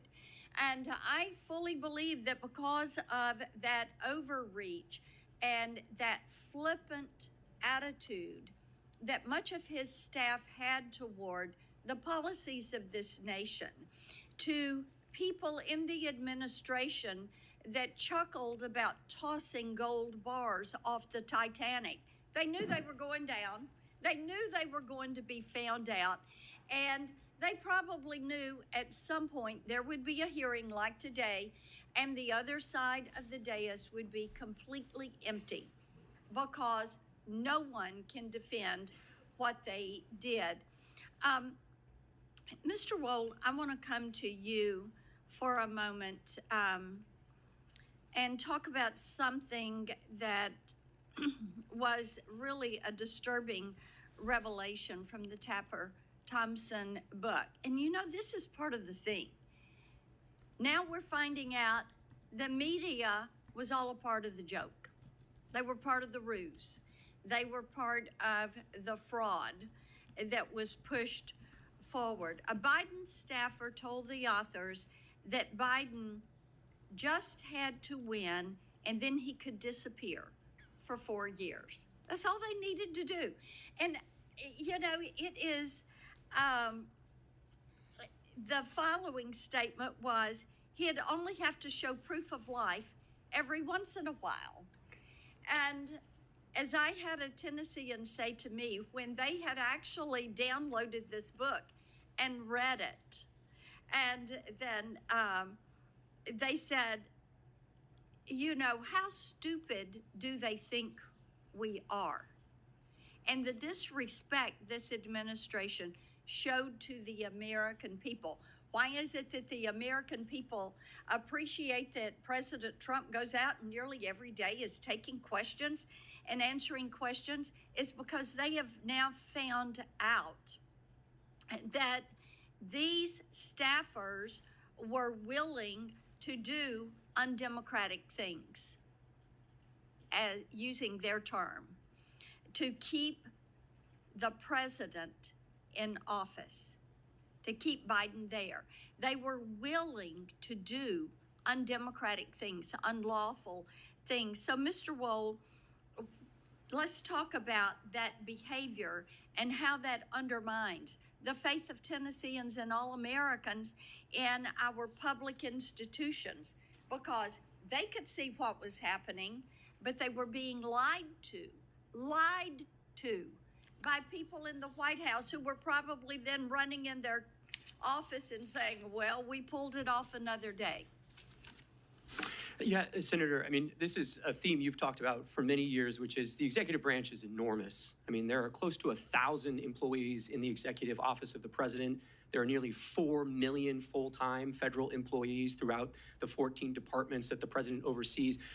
Executive power, as accountable to the people of this country, really manifests in two ways.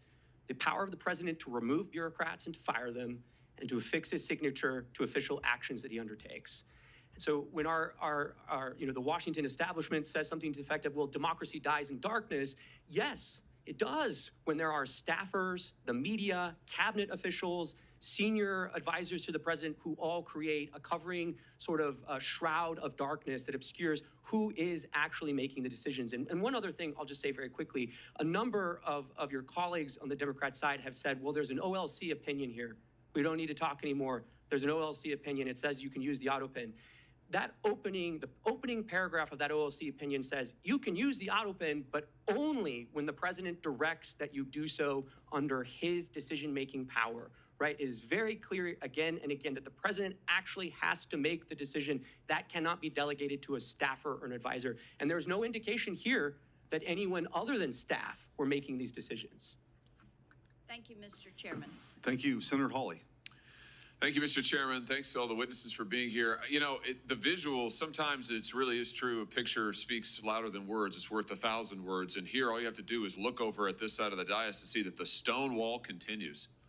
I mean, from the party that lied to this nation for 4 years, let's just take a look at some of the things that our colleagues said on the Democrat side when their own Justice Department was concluding that Joe Biden, who, let's not forget, illegally took classified documents and kept them in his garage, in his freezer. I mean, Lord knows where. He just certainly didn't know. Their own Justice Department interviewed the guy and concluded he could not form the requisite mental state to stand trial. He did not have the mental ability to stand trial. And what did our Democrat colleagues say? Vice President Harris says, oh, no, the way that the Hur report characterized the president is so wrong. The president's demeanor is totally fine. Senator Smith, what the Hur said about the president not remembering his son's death, so unfair. Senator Kaine said this is grandstanding. Senator Fetterman said it's just cheap shots. You had other senators saying, Senator Ossoff in February of 2024, saying, and I quote, I found the president to be sharp, focused, impressive, formidable, and effective. In June 2024, Congressman Jeffries insists Biden was, and I'm quoting again, incredibly strong, forceful, and decisive. Where are they now? They don't want to answer for any of those quotes now. They lied to us for 4 years, and we know they lied. They know they lied. It's why they're not here. They don't want to answer a single question. They can't bear to show their faces in public. And you know what? It's right that they can't do that, because the bill of goods they sold this country, they walked this country right into one of the greatest constitutional crises of our history, And now they are afraid to even show up to admit it. These are people, and this is a party that cannot be trusted with power, that cannot be trusted to tell the truth, the most basic truth.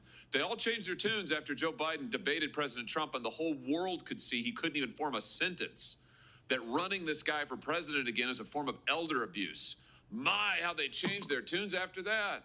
Now they can't even show up in public to talk about it. This is embarrassing. But worse than that, it's dangerous. It is dangerous for this country. Mr. Wold, I want to pick up on something you just said a second ago about the OLC and their opinion as to when an auto pen can be used. Just be clear about this. Auto pen means not signed by the person. Auto pen is basically push of a button and it gets signed. OLC says only when the president specifically directs it and it is under his direct authority. Do I basically have that right? That's correct, Senator. So based on the facts we know, did that happen in this case with all of the pardons and clemencies and other giveaways that Joe Biden signed?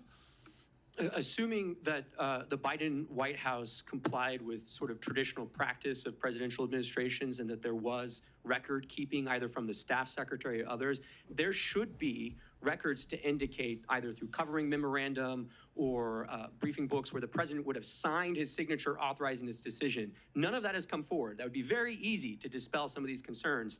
And I think what we're seeing here is really the auto pen is best understood as sort of a tool of executive convenience. Hold on a second. You just said something very important. I want to emphasize that. So what you're saying is that there should be, for every time that Biden authorized the auto pen, there should be a record of that. And he should have had to have registered his personal consent to using the auto pen. Is that basically correct? I think to put it another way, I would say in the policy paper flow to the Oval Office, there should be a record of what documents are presented to the president when he gave his assent to the actions that are listed in those documents, whether it's a judicial nomination or it's a statutory response to Congress. Well, I think the answer is we need to get those documents. And I just say to our friends in the media over here, you guys need to be asking for those documents, and we need to be asking for them, Mr. Chairman. We need to see those documents.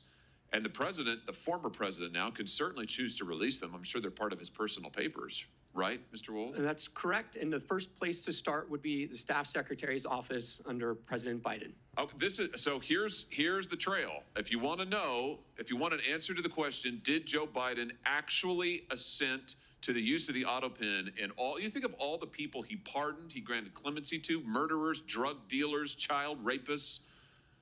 Let's find out, did he actually authorize it? There should be a record of it, is what we've learned today. Thank you for that testimony, Mr. Wold. There should be a record of it. So this is a binary question. It's not, we don't know, it's hard to say. No, actually, we can find out. So right now, today, I call on President Biden, former President Biden and his staff, release the documents. You have them, you know you have them, release them. If what you did is legal, and if you're really not embarrassed about it, and you think it was totally constitutional, release the paper flow. Show us the documents where the president authorized the use of the pen for every single pardon and clemency and stay application. Let's see it. Let's see all of it. And if you won't do it, we should subpoena those documents, and we should find out the truth of who was really running the White House, because I think we can see it was not Joe Biden. Thank you all for being here today. Mr. Wold, thanks for your testimony. Senator Kennedy. Thank you, Mr. Chairman. Gentlemen, I want to try to separate policy and politics for a second. I know it's hard to do around this place, but I thought Senator Cornyn made a very good point in his opening remarks. I think Senator Schmidt made the same point that the policy here is very important. And I want to ask you your opinion on the policy. Professor, tell me briefly, I know you can't talk about auto pens, but tell me briefly about the 25th Amendment. Well, Senator, the 25th Amendment provides the process by which to implement a principle that's in the original Constitution, which is when the president's unable to exercise the powers and duties of the presidency, somebody else exercises them, starting with the vice president. The 25th Amendment sets up a process by which, if there's a question whether the president is able to do that, the vice president and the heads of the executive departments can temporarily basically put the vice president in as acting president, and then Congress ultimately decides the question. Well, the standard, is it not, Professor? The standard is disability of the president. Is that correct? Unable to exercise the powers and duties. Okay. Yes. Here's what I would like your opinion on, and the opinion of these two gentlemen here. You have all been staffers. You've worked in government. You've had a boss. In Mr. Spicer's case, his boss was the President of the United States.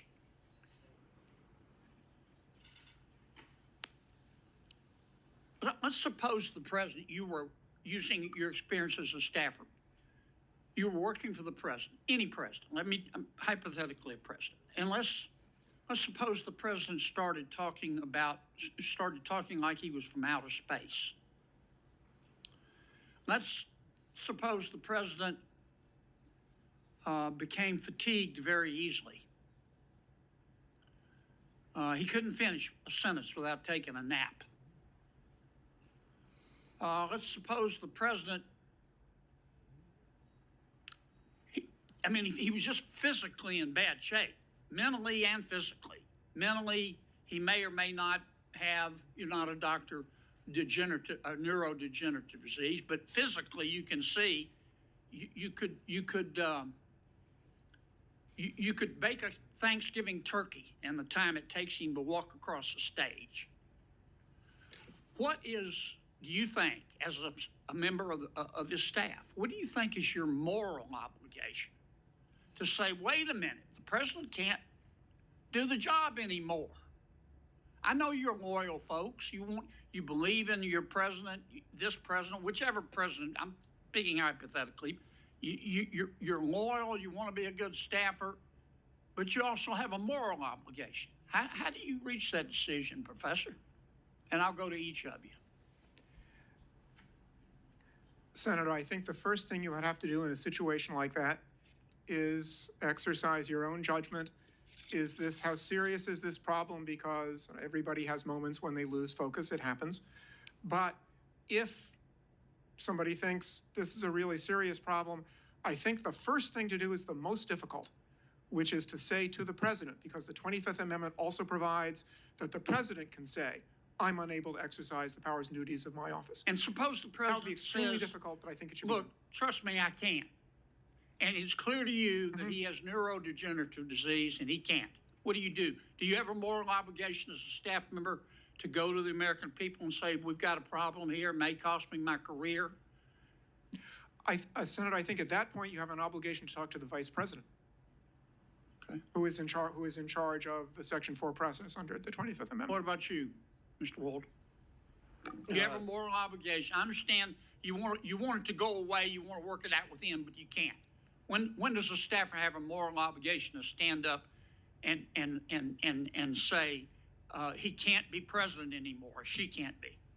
Well, Senator, the 25th Amendment only works if individual staffers or officers of the United States exercise that kind of moral judgment. That's what I'm asking you. Yeah, so, I think always, as the professor said, the presidency is an enormous burden, so it would be not one instance, it would have to be several instances of a failure to exercise judgment. How do you make that decision? You're the staffer, I get it. Yeah, well, I think it begins with prayer, of course, but after that, I think it's conversation with other staffers, and if you're unable to confront the president or to raise the issue with the vice president, you should resign. What about you, Mr. Spicer? Do you stand up and do it and tell the truth and run, or do you have a greater obligation to your boss? Well, luckily I didn't have that problem. But I would say that you have a moral obligation as an American, as a citizen, as a human being. If the leader of the free world cannot conduct themselves to make the decisions that are critical to this country and to the world, you absolutely have a moral obligation to follow the chain of command And if they don't act, then you must. Do either of you gentlemen disagree with that? Professor? Senator, I think acting means talking to the people who have the responsibility or in a position under the Constitution to do something. You about don't the agree with situation. Mr. Spicer? Senator, I'm not sure exactly what he has in mind, other than talking about talking to the people who can make the decision. I'm just trying to ask. So you've all been staffers. Suppose you go to everybody you're supposed to go to, and they all say, "My advice to you is to shut up." Do you have a moral obligation as a staffer to say, "Look, this person can't be president of the United States. It isn't policy. He physically can't do it." Senator Kennedy, it's not a question of whether a staffer has that obligation. It's whether you as an American have that obligation, and I think each and every one of us does. Yeah, but you can see it. An American can't. Professor, what do you think?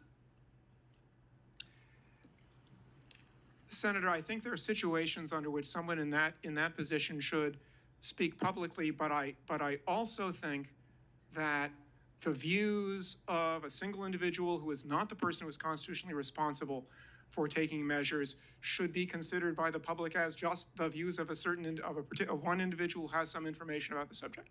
Thank you, Mr. Chairman. Thank you. Senator Tillis. Thank you, Mr. Chairman. Gentlemen, thank you for being here. Actually, the fact that this is in the past kind of reminds me of that scene in Lion King where Rafiki, the andro, hits Simba on the head and said, "Doesn't matter, it's in the past." I hear, I could see where my Democrat colleagues would like to use that argument, but it mattered. And for me, I met President Biden as Vice President Biden when I was sworn in. He literally sworn me in 2015, and I've had several interactions with him over the years. There's no question that there was a significant degradation in his cognitive abilities. Probably the last time I spent much time with him was at a NATO summit. And I do think there are a lot of legitimate questions to be asked about who may have been tending the store, and I believe we should get to the bottom of it. But I want to look to the future. And back when this discussion was going on, I was suggesting the 25th Amendment. We know what the 25th Amendment does. Professor, I'm kind of curious about why, and with due respect to my colleague from Louisiana, this is a hell of a burden to place on a staff. Mr.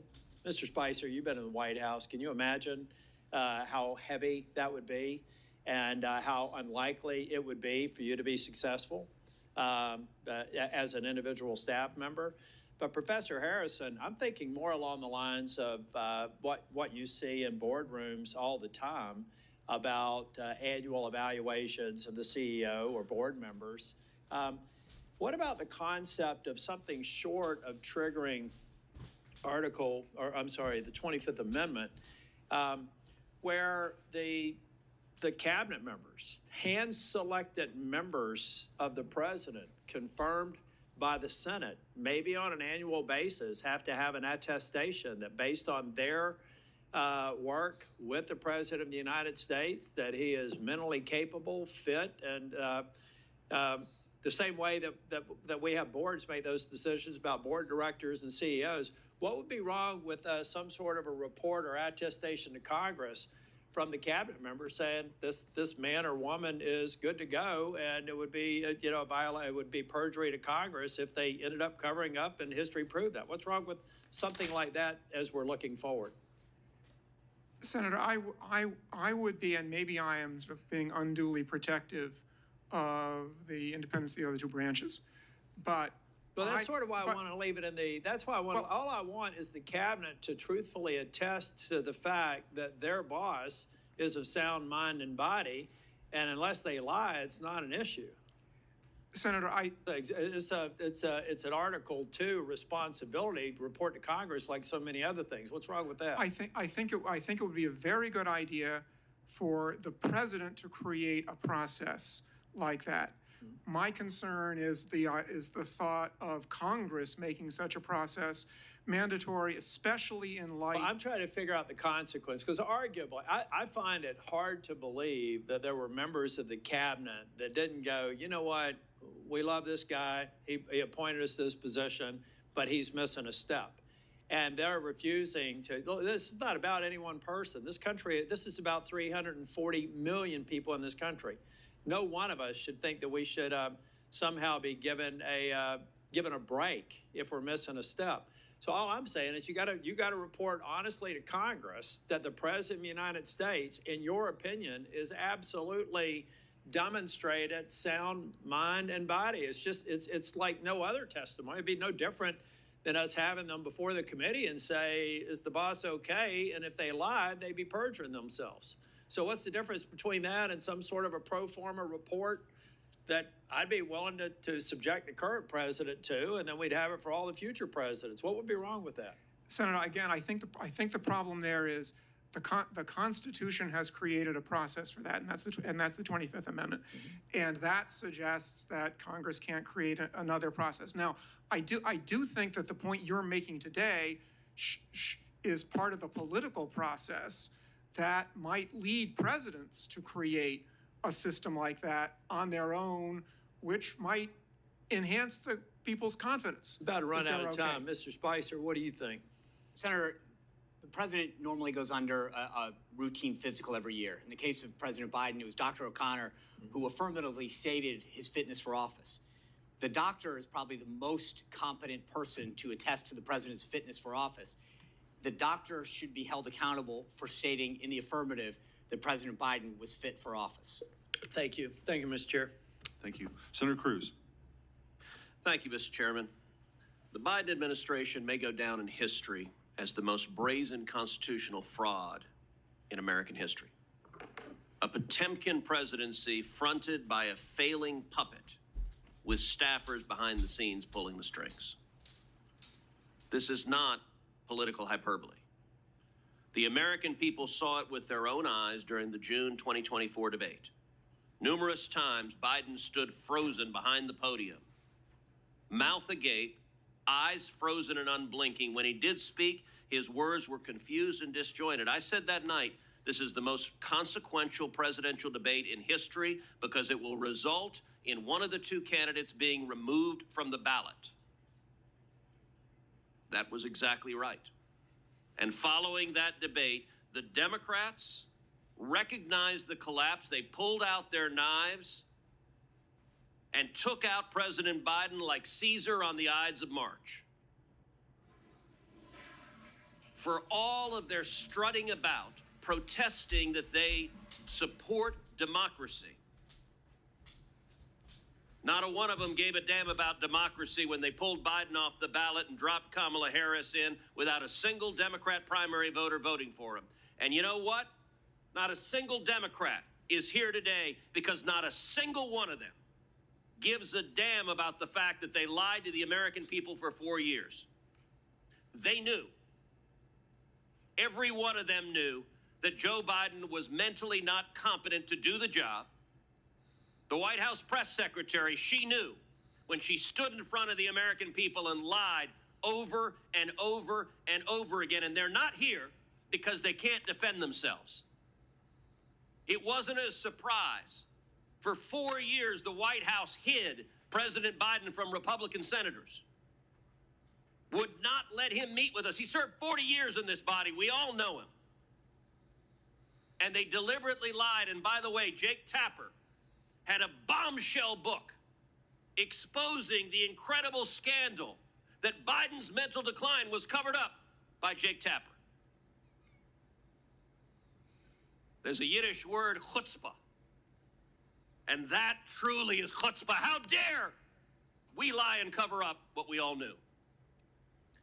Now, I have been asked literally 1,000 times by Texans, who was running the country? And I'm going to give you the most terrifying answer. I don't know. I genuinely don't know. And not a single Democrat here cares. The most telling proof of Biden's decline came with the signature of the president, the symbol of executive authority that was outsourced to a machine. Mr. Wold, you're a lawyer who served in the White House counsel's office. You understand the gravity of presidential action. Does the president's signature carry legal and constitutional weight under Article 2? Yes. Is the act of signing an executive order or signing a law or granting a pardon a delegable duty of the president? So in that opinion in 2005 from OLC, they said essentially that an auto pen could be used by a subordinate, but the president's determination as to sign the document can never be delegated.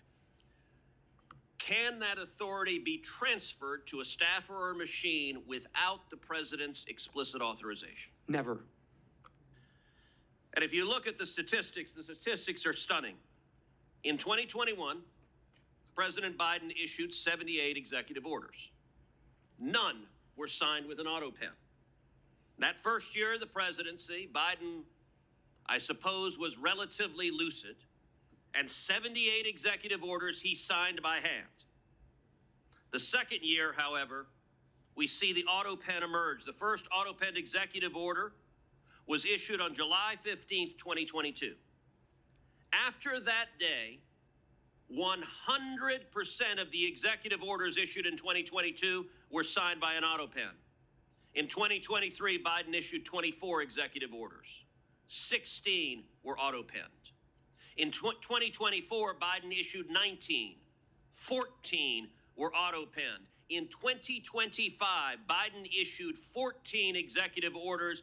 Every single one was auto penned. Mr. Wald, let me ask you as a legal matter, if there's a law that's passed both houses of Congress and it goes to the White House, and a staffer auto pens signing that law without the president's authorization, is that law legally passed and signed into law? No. If an executive order is issued and a staffer auto pens it without the president's authorization, is that executive order legally binding? No. And if a pardon is issued from the President of the United States and a staffer auto pens it without the President's authorization, is that pardon legally binding? No. Under the Biden White House, the ceremonial song, Hail to the Chief, was effectively replaced with Hail to the Pen. And it was an outright assault on democracy. And every reporter covering this ought to ask, why doesn't a Democrat care?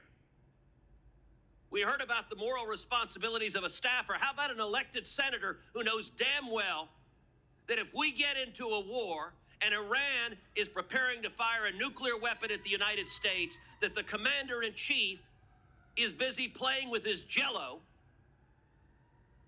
and is not competent to defend ourselves? And every member of the cabinet, the chief of staff, the press secretary, and the members of Congress who lied about this on a daily basis with the press's complicity, they are all responsible for subverting democracy. Senator Cornyn. Professor Harrison, we've talked about the mechanics of the 25th Amendment, whereby an incapacitated president would be removed. But it strikes me that ultimately it happened, albeit not before the end of President Biden's full term.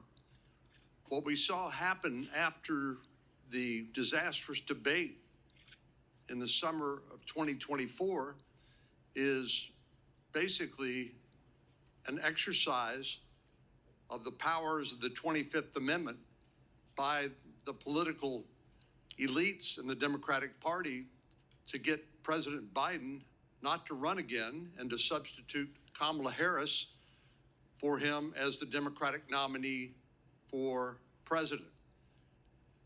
So, Mr. Spicer, maybe the mechanics were a little bit different. Maybe the timing was not the same, but doesn't that demonstrate the capacity of the leadership of the Democratic Party, of the Biden family, of the senior staff and the president's administration to be able to convince the president that he no longer was capable of serving and needed to step down? Senator, the left and their friends in the media like to throw around terms like threats to democracy, constitutional crisis. And if we don't have confidence in the leader of the free world making decisions, that truly is the definition of a constitutional crisis and the threat to democracy.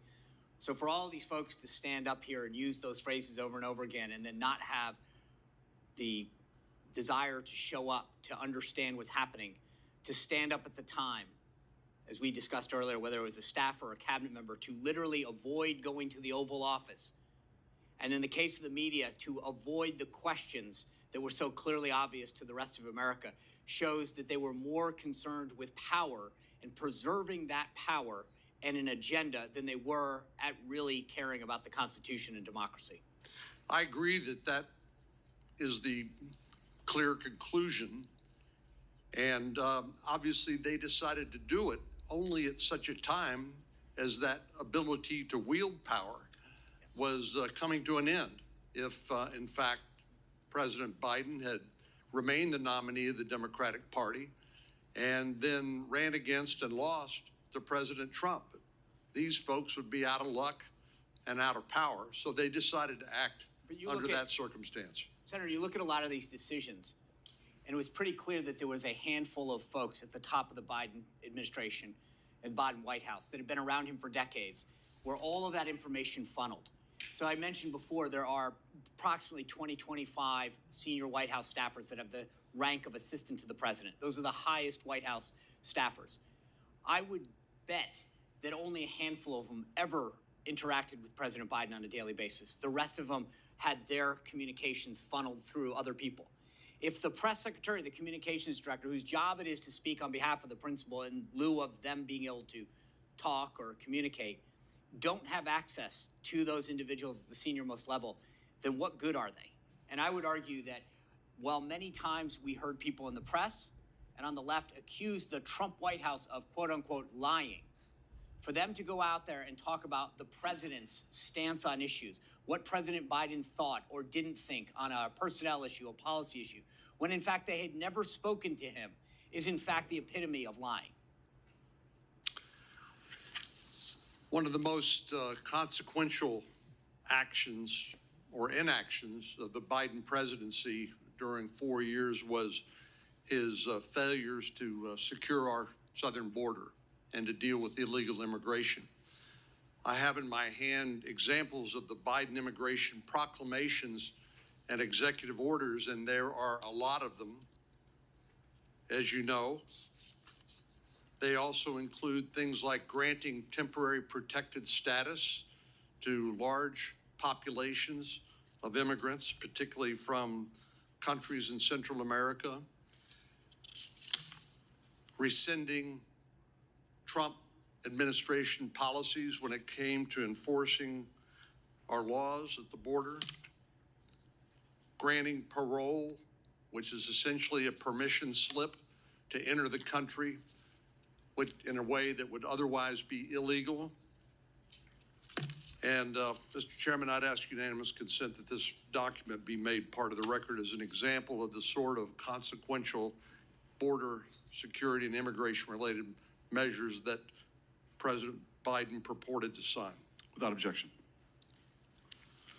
Mr. Wald, I do want to follow up on a couple of things with you and Mr. Harrison and also Mr. Spicer.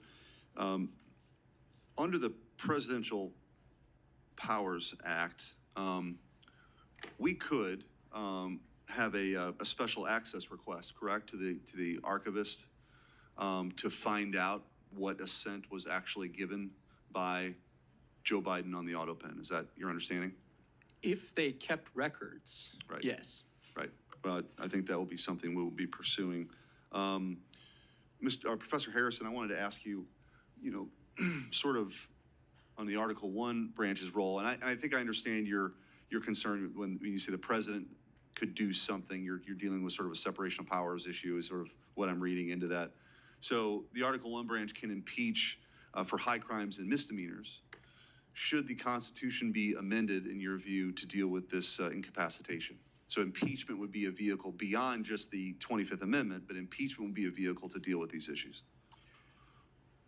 Senator, there's a long-standing question about whether impeachment is appropriate for inability. There's been questions right at the beginning of the Republic about a couple of judges who were in very poor shape. Not that they'd committed crimes, they were impeached and removed, and there were doubts as to whether impeachment was appropriate for that because there was their problem was age and inability. So you're absolutely right that there's a doubt right now whether the impeachment process, and it goes back a long, long way, whether the impeachment process is a way of dealing with inability as opposed to misconduct. It's clearly primarily directed at misconduct, and I think that if members of Congress are thinking about an additional constitutional amendment, and maybe they should be, they should think both about adapting the impeachment process to inability, which, as I say, right now it's not clear it's properly used in those situations, or creating yet some other political process to deal with presidential inability if lawmakers think that the political process that's in sections 3 and 4 of the 25th Amendment is inadequate. The last thing I'll say, just as a policy matter, and this is not speaking on the legal question, I do think it's important that any decision about presidential inability remain something that's decided by politically accountable people, that is treated as a political decision. It can't just be a technocratic decision. Mr. Spicer, you've criticized the corporate media and legacy media folks for sort of lying down here or being complicit because of their, whether it's Trump derangement syndrome or whatever the reason was. Who specifically do you think gets a gold star for lying most profusely and just sort of continuing to cover this up over the years? Sir, that would be like a photo finish. There'd be a lot that would probably right there at first place. They're all culpable. I mean, I read some of the headlines to the committee earlier, the Washington Post, CNN, NBC, where they, without evidence, to use their phrase, went after President Trump's physical and mental acuity, and yet failed to ask similar questions of the White House press office publicly. They failed to cover the stories. I don't think that there's a winner. I think they're all losers.